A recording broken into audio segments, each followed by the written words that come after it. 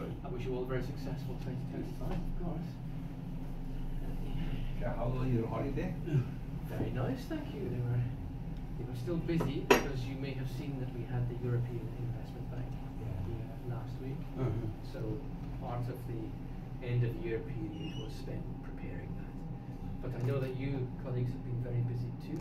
And of course, I saw that the former Prime Minister, Kennedy Gia, is out of the country now for medical treatment.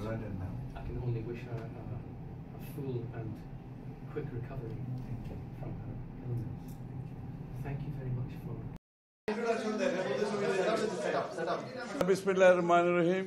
আপনারা জানেন ইতিমধ্যে European ইউনিয়নের ambassador BNP office visit করেছেন, secretary general এবং আমরা কজন ওই সবাই উপস্থিত ছিলাম। মূলত আলোচনাটা আপনারা বুঝতেই পারছেন, বর্তমান বাংলাদেশের প্রেক্ষাপটে যে আলোচনাগুলো হওয়ার কথা সেগুলো হয়েছে।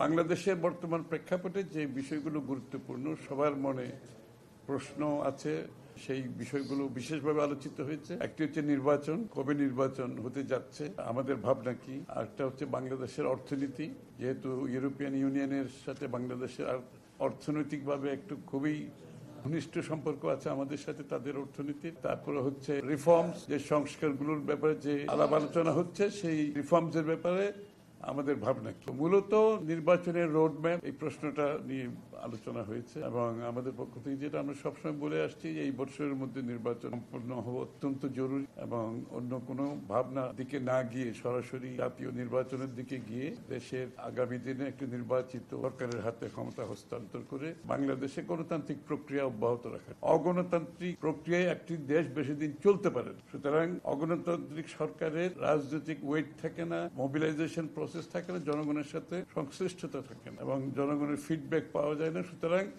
একটি গণতান্ত্রিক প্রক্রিয়া যত তাড়াতাড়ি ফিরে যাওয়া সম্ভব সেদিকে আমরা জোর দিয়েছি। আর সংস্কারের ব্যাপারে যেটা কথা হচ্ছে, সেটা হচ্ছে যেই বিষয়ে যে কয়টি বিষয় আমরা ঐক্যমতে যেতে পারবো সেগুলো ইমিডিয়েটলি করা যেতে পারে, সেগুলোর জন্য সময় নেওয়ার কোনো কারণ নাই।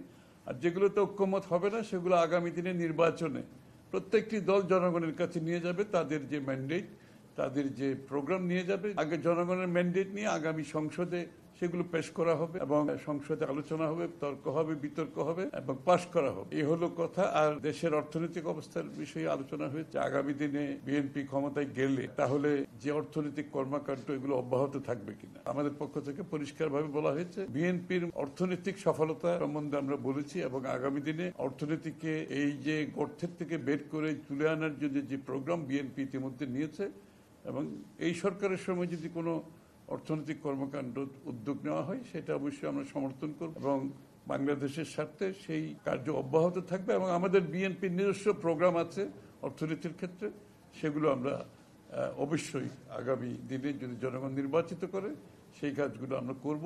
এই তো ওদের বিনিয়োগকারীরা এখানে আসছে, জানতে চাচ্ছে আগামী দিনে। স্বাভাবিকভাবে এই জন্য আমরা বলেছি আমরা বিনিয়োগকারীদের স্বাগত জানাই, কারণ এটা বাংলাদেশের সাথে আমাদের বিনিয়োগের প্রয়োজনীয়তা আছে এবং আগামী দিনে বিএনপি ক্ষমতায় আসলে বিনিয়োগকারীদের স্বার্থে যে সমস্ত পরিবর্তনের দরকার সেগুলো বিএনপি ইতিমধ্যে তার কর্মসূচিতে নিয়েছে এবং সেগুলো আমরা পরিপূর্ণভাবে বাস্তবায়ন করব। Thank you.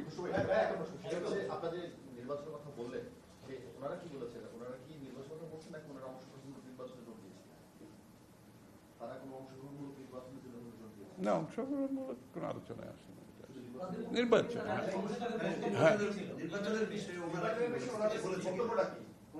হ্যাঁ, না সবাই তো অনুধাবন করতে পারছে যে একটা নির্বাচন ব্যতীত এই সমস্যা থেকে বের হওয়ার কোনো উপায় নেই, এটা তার বলার অপেক্ষা রাখে না। সেটা অনুধাবন করছে বলেই তো এটা আলোচনায় বারবার আসছে। Thank you.